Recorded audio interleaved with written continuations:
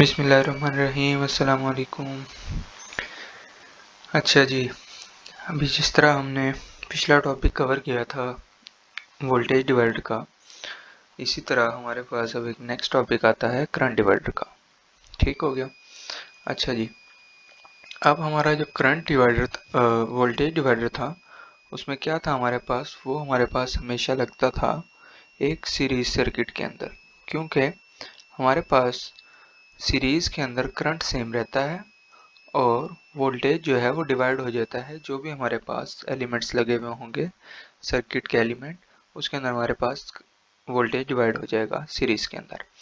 अब इसी तरह जब हमारे पास सीरीज हमारे पास जब रेजिस्टेंसेस पैरेलल के अंदर लगी हुई हों, तो उसके अंदर क्या होता है, हमारे पास वोल्टेज सेम रहता है बट जो करंट होता है वो डिवाइड हो जाता है।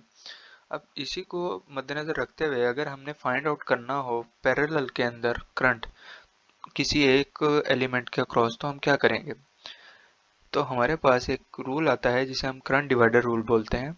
इसके अंदर क्या होता है कि हम किसी भी एलिमेंट के अक्रॉस हम करंट फाइंड आउट कर सकते हैं। ठीक है। अब जिस तरह हमने लास्ट वीडियो के अंदर देखा था, जिसके अंदर हम वोल्टेज डिवाइडर देख रहे थे कि वोल्टेज जिस भी हमने एलिमेंट के क्रॉस निकालना होता था, हम सिंपली उस एलिमेंट को न्यूमरेटर के अंदर लिखते थे। यानी अगर हमारे पास R2 के अक्रॉस हमने फाइंड आउट करना होता था वोल्टेज, तो हम R2 को न्यूमरेटर में लिखते थे और बाकी इसके समेत और दूसरा रजिस्टर जो होता है उन दोनों का सम हम डिनोमिनेटर में लिख के उसे सोर्स वोल्टेज से मल्टीप्लाई कर देते थे, तो हमारे पास वोल्टेज अक्रॉस दैट रजिस्टर आ जाता था।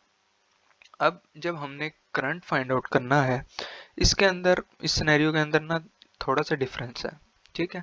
इसके अंदर क्या है ट्रिक, इसमें यह है कि जिस भी रजिस्टर के अक्रॉस आपने फाइंड आउट करना है ना करंट, यानी अगर हमने आई नॉट फाइंड आउट करना है और ये एक पूरा सीरीज बना हुआ है, यानी इस पूरे सीरीज के अंदर लूप के अंदर हमारे पास करंट सेम रहेगा। ठीक है। तो अब हमने आई नॉट फाइंड करना है R2 के अक्रॉस, तो क्या करेंगे, इसके अंदर ये है जिसके अक्रॉस फाइंड करना होगा उसकी जगह जो दूसरा रजिस्टर लगा हुआ होगा उसको हम न्यूमरेटर में रखेंगे। मतलब क्या है इस बात का, इसका मतलब ये है कि हम R2 के अक्रॉस हमने फाइंड आउट करना है करंट, तो हम R1 को न्यूमरेटर के अंदर रखेंगे और इन दोनों का सम को हम डिनोमिनेटर में रख के मल्टीप्लाई कर देंगे जी सोर्स वोल्टेज से। ठीक है। तो ये होगी इसको याद रखने की ट्रिक। सही हो गया। अच्छा, उसके बाद इन्होंने गेन दिया हुआ है। अब मैं गेन खुद नहीं छेड़ना चाह रहा क्योंकि ये एक डिफरेंट टॉपिक हो जाता है ऑपरेशनल एम्पलीफायर से रिलेटेड, तो इसको हम तब देखेंगे जब हम ऑपरेशनल एम्पलीफायर में जाएंगे। ठीक है। तो यहाँ पे हम कोई एग्जांपल देख लेते हैं जो इससे रिलेटेड हो। अच्छा, अब ये एग्जांपल है, इसके अंदर हमारे काफ़ी सारे रिवाइज हो जाएगी चीज़ें। ठीक है, काफ़ी सारे कॉन्सेप्ट्स रिवाइज हो जाएंगे। इसके अंदर हमारा सीरीज पैरेलल भी रिवाइज हो जाएगा और हमें सर्किट एनालिसिस की टेक्निक्स भी रिवाइज हो जाएंगी। ठीक है। मतलब ऊपर ऊपर से हमें आइडिया हो जाएगा कि हम किस तरह सॉल्व करते हैं एक सर्किट को। अब इसके अंदर हमने बेसिकली फाइंड आउट तो वही करना है, यानी करंट डिवाइडर रूल ही लगाना है। हमने आई नॉट फाइंड करना है 2 ओहम के क्रॉस। बट अभी हमने क्या देखा पीछे कि हम ये करंट डिवाइडर रूल तब लगाते हैं जब हमारे पास दो रेजिस्टेंसेज हो। अब यहाँ पे तो हमारे पास 1 2 3 4 रेजिस्टेंसेज लगी हुई हैं, तो हम किस तरह फाइंड आउट कर सकते हैं। एक तो हमें नज़र आ रहा है कि पैरेलल के अंदर है, बाकी कोई कम्बिनेशन नज़र नहीं आ रहा, ना ये सीरीज है ना ये पैरेलल है। ठीक है, ये वाला। तो हम अब क्या करेंगे इसके लिए, हम सबसे पहले सिंपली हमने क्या देखा हुआ है कि 2 के अक्रॉस हमारा लगता है करंट डिवाइडर रूल, तो हम ये जिसके अक्रॉस फाइंड आउट करना है यानी 2 ओम के, उसके साथ जो पैरेलल में है रजिस्टर उसको हम ले लेंगे और सिंपली हम उसके ऊपर करंट डिवाइडर रूल लगा देंगे। हमने क्या पढ़ा था, हमने यही पढ़ा था ना कि जिस भी रजिस्टर के अक्रॉस फाइंड आउट करना होगा उसके अलावा जो दूसरा मौजूद है उसको हम न्यूमरेटर में रखेंगे और इन दोनों के सम को हम डिनोमिनेटर में रख के मल्टीप्लाई कर देंगे सोर्स वोल्टेज से। अब यहाँ पे एक कन्फ्यूजन होती है, कन्फ्यूजन ये होती है कि हमारे पास नज़र जो आ रहा है वो ये है कि सोर्स वोल्टेज ये है या सोर्स करंट ये है, सॉरी। ठीक है। लेकिन अगर आप इस नोड को देखो, यहाँ पर इस वाले नोड को, तो इसके अंदर 6 एम्पेयर एंटर नहीं हो रहा। 6 एम्पेयर एंटर हो रहा है इस नोड के अंदर। हमने फाइंड आउट करना है इस नोड से ऑनवर्ड। तो यहाँ क्या हो रहा है कि 6 एम्पेयर डिवाइड हो रहा है इधर 20 ओहम में और 2.8 ओहम में, और जो 2.8 ओहम में से करंट गुजर रहा है वो हमारा इस नोड के अंदर एंटर हो रहा है। तो हमारे पास यहाँ सोर्स करंट क्या हो जाएगा, I 2.8। ठीक है। तो इसलिए हम I 2.8 से इसको मल्टीप्लाई करेंगे।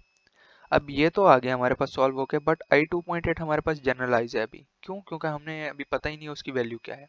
तो अब हम फाइंड आउट करेंगे I2.8 ताकि हम टोटल I0 फाइंड आउट कर सकें। अच्छा, अब ये किस तरह करेंगे? अब हम सिंप्लीफाई करना शुरू करेंगे इस सर्किट को।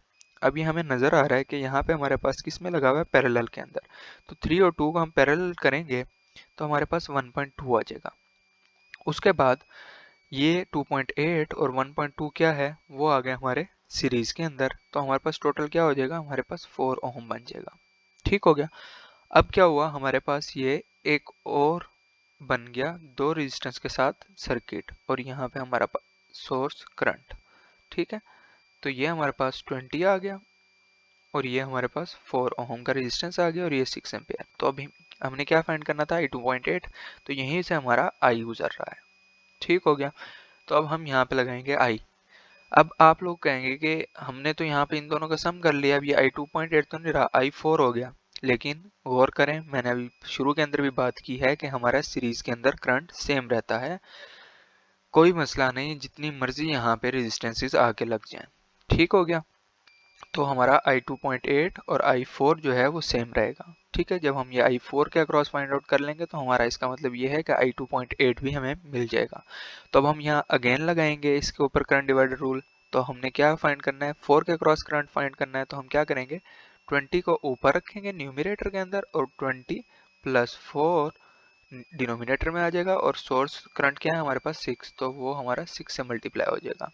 ठीक है, तो ये इसने यहाँ पे यही किया है। यहाँ पे उसने जनाब इनके ऊपर लगा दिया करंट डिवाइडर रूल, तो यहाँ से हमारे पास 5 एम्पेयर करंट आ गया जो I2.8 है। अब हम इस एक्सप्रेशन के अंदर ये वाला जो एक्सप्रेशन है 0.6 I2.8, इसके अंदर I2.8 की वैल्यू पुट करेंगे जो कि 5 आई है हमारे पास, उसको मल्टीप्लाई करेंगे तो हमारे पास हमारा I0 की वैल्यू आ जाएगी जो कि यहाँ 2 ओम से गुजर रही है। ठीक है, तो हमें एट द एंड हमें I0 की वैल्यू मिल गई। ये बहुत इजी हैं चीज़ें, बस थोड़ा सा और करने की ज़रूरत है सर्किट के ऊपर, उसको एनालाइज करने की ज़रूरत है और एक दफ़ा सिंप्लीफाई हो जाए, ये देखने की ज़रूरत है कौन से नोड के अंदर से कौन सा करंट गुजर रहा है, कहाँ जाके डिवाइड हो रहा है। तो इलेक्ट्रिकल सर्किट सॉल्व करना कोई मुश्किल बात नहीं है। उम्मीद है आपको ये वीडियो अच्छी लगी होगी। लाइक और सब्सक्राइब करते जाइएगा। मिलते हैं नेक्स्ट वीडियो में, तब तक के लिए अल्लाह हाफिज़।